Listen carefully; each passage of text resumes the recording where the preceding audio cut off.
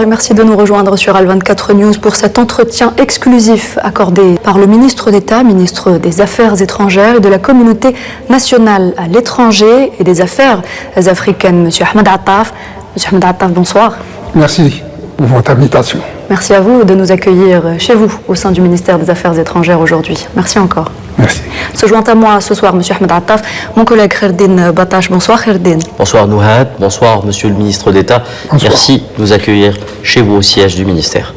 Monsieur le ministre d'État, cet entretien sera centré essentiellement sur le dossier sahraoui. Première question, nous avons constaté que l'examen de la question du Sahara occidental par le Conseil de sécurité a revêtu une importance particulière cette année, contrairement aux années précédentes. Comment expliquez-vous ce changement? Permettez-moi de poser quelques éléments de contexte. Le Conseil de sécurité, il est de tradition qu'il consacre chaque année 2 sessions à la question du Sahara occidental. Une session au cours du mois d'avril et une autre au cours du mois d'octobre. La session d'avril est consacrée à l'évaluation des travaux de la MINURSO elle-même, la mission des Nations Unies au Sahara occidental. Quant à la session d'octobre, c'est une session qui est traditionnellement réservée au renouvellement du mandat de cette mission. Et cette année, la particularité a été que cette occasion du renouvellement de la mission des Nations Unies au Sahara occidental a voulu être saisie par le Royaume du Maroc comme une occasion d'opérer un passage en force sans précédent. Il s'agissait pour le Maroc de faire passer 3 idées qui lui tiennent particulièrement à cœur. La première, c'est le démantèlement de la MINURSO ou la transformation radicale de son mandat. Deuxièmement, imposer le plan d'autonomie comme solution unique et exclusive à la question du Sahara occidental et tuer définitivement l'idée d'un référendum d'autodétermination. C'est ça, en fait, qui a été à l'origine de cet engouement particulier que nous avons perçu cette année autour de la question du Sahara occidental. Monsieur le ministre, comment évaluez-vous aujourd'hui le contenu de la résolution 2997 adoptée par le Conseil de sécurité sur la question justement du Sahara occidental? Là, il faut justement revenir aux objectifs du Maroc. Les objectifs du Maroc étaient codifiés à travers ce qu'on a appelé le draft zero, le projet de résolution originel. Effectivement, lorsque vous regardez le draft zero, le fameux draft originel qui a été soumis au Conseil de sécurité, vous constatez que, il était question que la MINURSO ne dure plus que 3 mois. Son mandat devait prendre fin au mois de janvier 2026. Et qu'à cette occasion-là, on procéderait soit à son démantèlement pur et simple, soit à radicalement transformer son mandat, le Maroc souhaitant que ce mandat soit transformé en soutien à la mise en œuvre du plan d'autonomie du Maroc. C'était le premier élément de déséquilibre dans ce projet de résolution. Deuxièmement, le plan d'autonomie marocain était considéré comme le cadre exclusif, unique, pour le règlement de la question du Sahara occidental. Le droit à l'autodétermination lui-même était inséré exclusivement dans le cadre de la mise en œuvre du plan d'autonomie. Donc, une orientation vers un sens unique du droit à l'autodétermination, ce sens unique étant le plan d'autonomie marocain.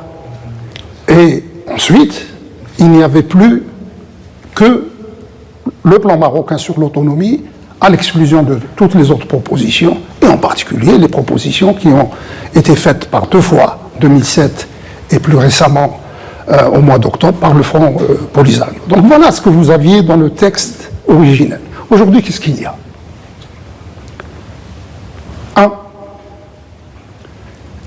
Le principe que le Maroc a tenté désespérément d'inscrire, celui de sa souveraineté sur le Sahara occidental, a été enlevé, le texte a été expurgé des 2 références qui étaient faites à ce principe dans le dispositif du projet de résolution.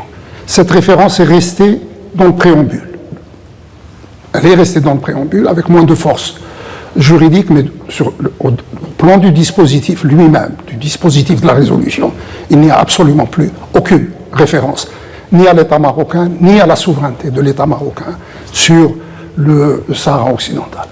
Deuxièmement, le plan d'autonomie n'est plus le cadre exclusif de règlement de la question. La résolution a ouvert le champ à d'autres idées, à d'autres plans alternatifs. Ça, c'est très, très important.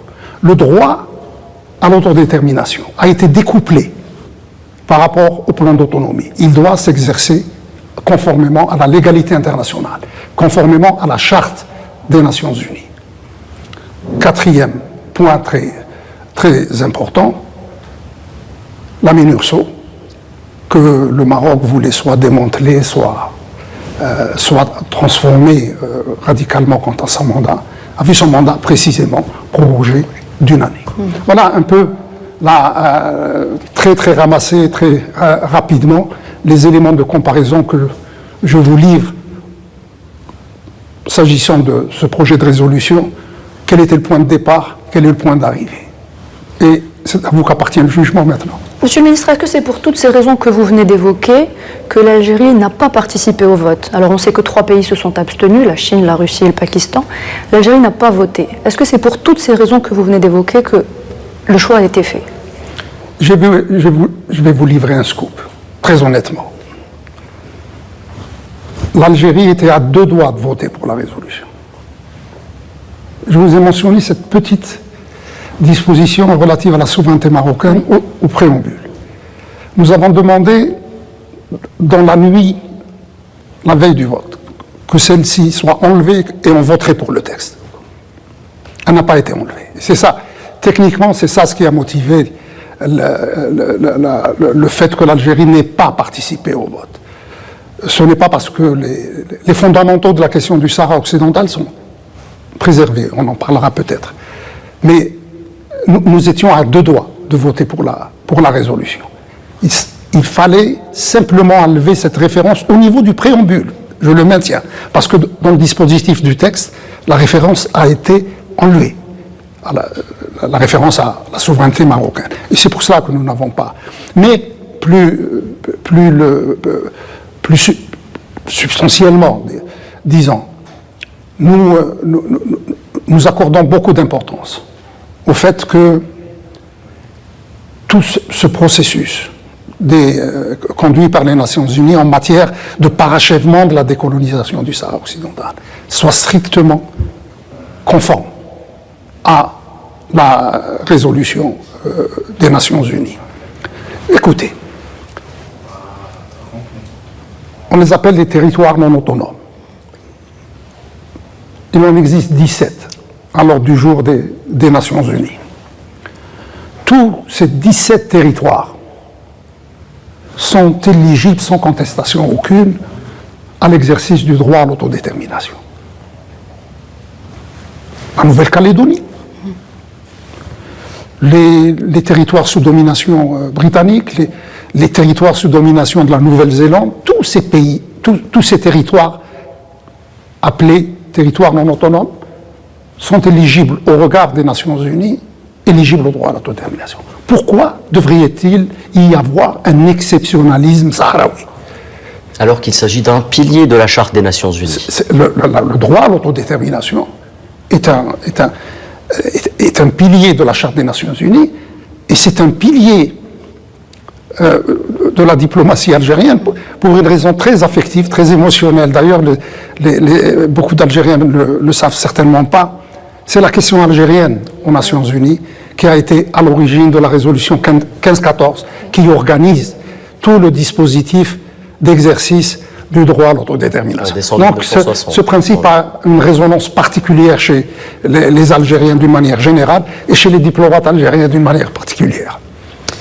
Et rappelons, Monsieur le ministre d'État, que l'ensemble des amendements apportés au draft 0 ont été, bien entendu, à l'origine de l'action de l'Algérie auprès du Conseil de sécurité. Dans sa déclaration, justement, après le vote de cette résolution, l'Algérie a affirmé que le texte adopté n'était pas conforme, justement, à cette doctrine bien établie des Nations Unies en matière de décolonisation. Vous venez de le rappeler. Pouvez-vous nous expliquer cela?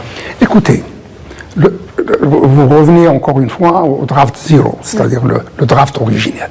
Ce draft, ce projet de résolution, était tellement déséquilibré, il était tellement partial, au point qu'il ne reflétait que la position d'une partie. C'était tellement outrancier qu'au bout du compte, il y a eu 8 pays, c'est-à-dire 8 pays, plus de la moitié des membres du Conseil de sécurité, qui ont introduit des amendements. Il n'y avait pas que l'Algérie qui avait introduit des amendements. 8 pays, de tous les continents, ont introduit des résolutions parce qu'ils ont estimé que c'était trop, que le texte était trop partial, trop déséquilibré, trop en faveur d'une partie et trop contre l'autre partie. Et donc, il y a eu ces amendements. Nous-mêmes, nous avons aussi présenté nos amendements. Et nos amendements ont tous tendu vers 3 objectifs. 1. Le plan d'autonomie ne saurait en aucune manière être le cadre exclusif et unique de la recherche d'un règlement politique à la question du Sahara occidental. 2. Le droit à l'autodétermination du peuple sahraoui doit s'exercer conformément au droit international, à la Charte des Nations Unies, à la résolution 1514, et non pas conditionné au contenu du plan d'autonomie marocain. Et 3, la MINURSO doit être prorogée pour remplir sa mission d'organisation du référendum, qui est sa mission originelle. Et je crois que de ce point de vue-là, nous avons maintenu, non seulement de par notre propre action, l'action algérienne particulière, mais aussi par la réaction que ce déséquilibre du plan, du projet de résolution originelle, cette réaction qui s'est généralisée, comme je l'ai dit, à 8 pays, tous ces efforts qui se sont conjugués ont abouti à l'introduction d'un nouvel équilibre au niveau du projet de résolution qui a été finalement soumis au vote du Conseil de sécurité. Vous avez, il y a quelques instants, évoqué le plan marocain d'autonomie pour le Sahara occidental. Monsieur le ministre, quels sont les principaux griefs de l'Algérie à l'égard justement de ce plan? Le plan d'autonomie marocain, je l'ai devant moi. 4 pages, très légères. 4 pages et un paragraphe, pour être honnête.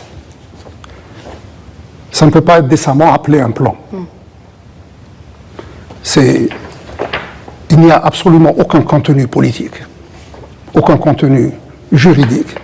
Ce sont des pétitions de principe, des affirmations d'intention.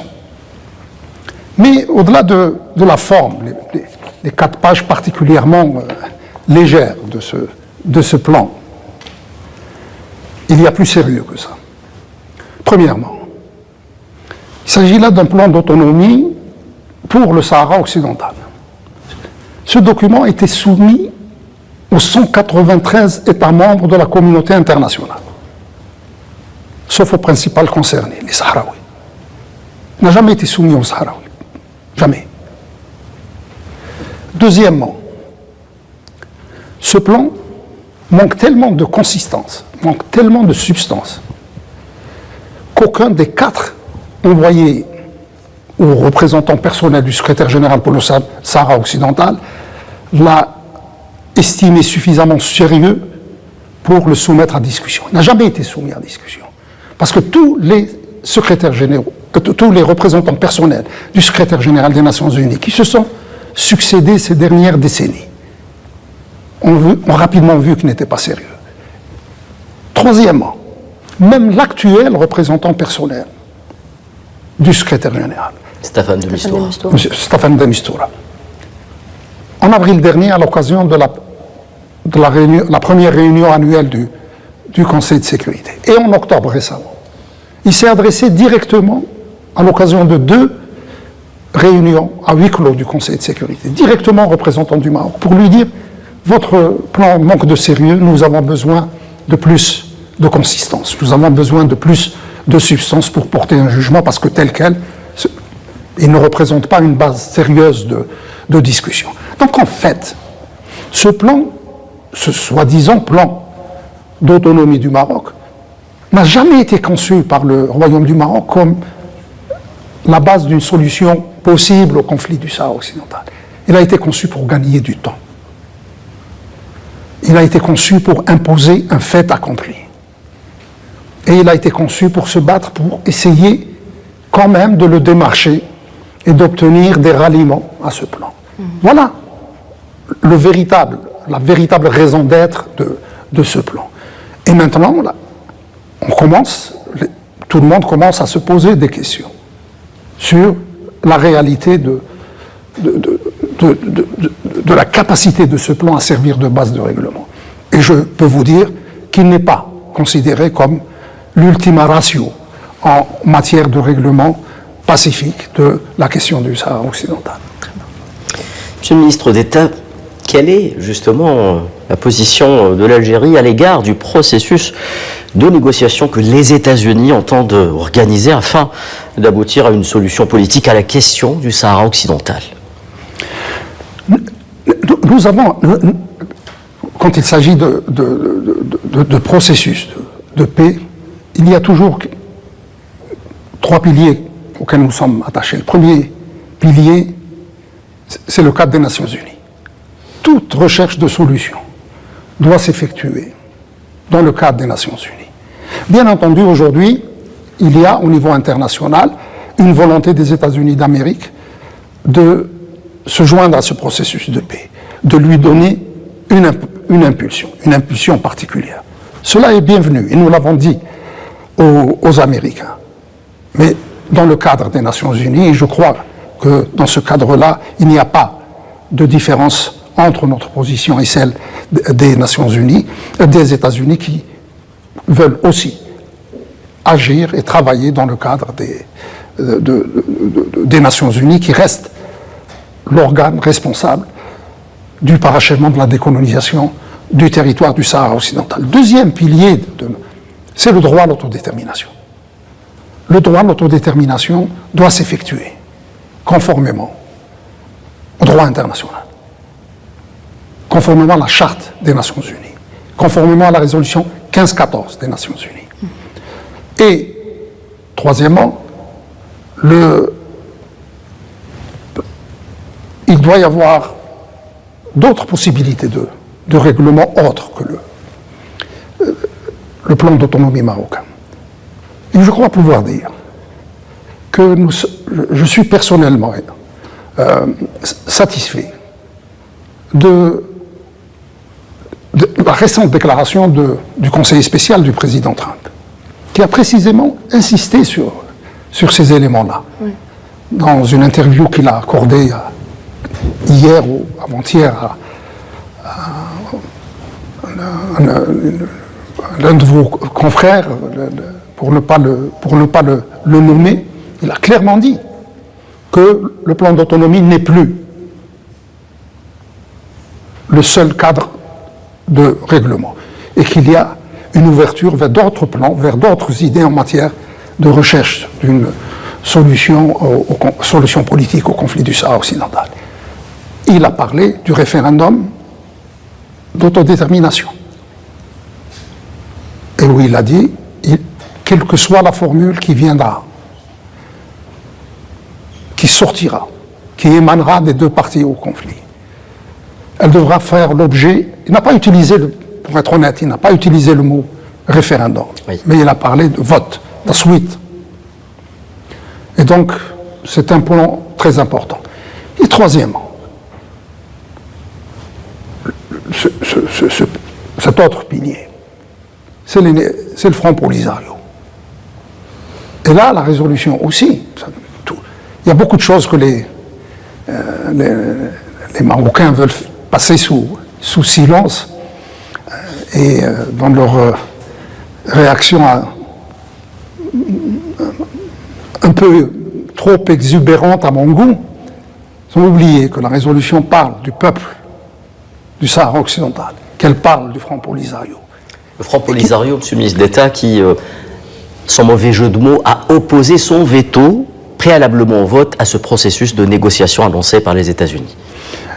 Préalablement au vote, je pense que maintenant il faut faire une nouvelle évaluation de la résolution finale telle qu'elle est sortie, parce que cette résolution, et c'est notre évaluation en Algérie, cette résolution préserve tous les fondamentaux du règlement juste de la question du Sahara occidental. Comme je l'ai dit tout à l'heure, le plan d'autonomie est devenu une option parmi d'autres. Le droit à l'autodétermination doit s'opérer conformément au droit international. Les négociations entre Marocains et Sahraouis seront l'instrument de conclusion de cet accord de paix. Donc tous les fondamentaux sont préservés.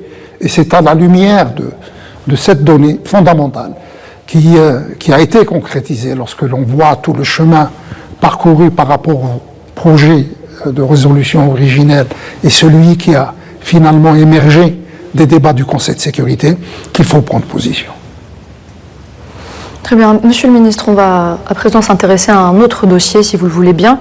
Le 30 octobre dernier, l'Assemblée nationale française a adopté un projet de résolution demandant au gouvernement français de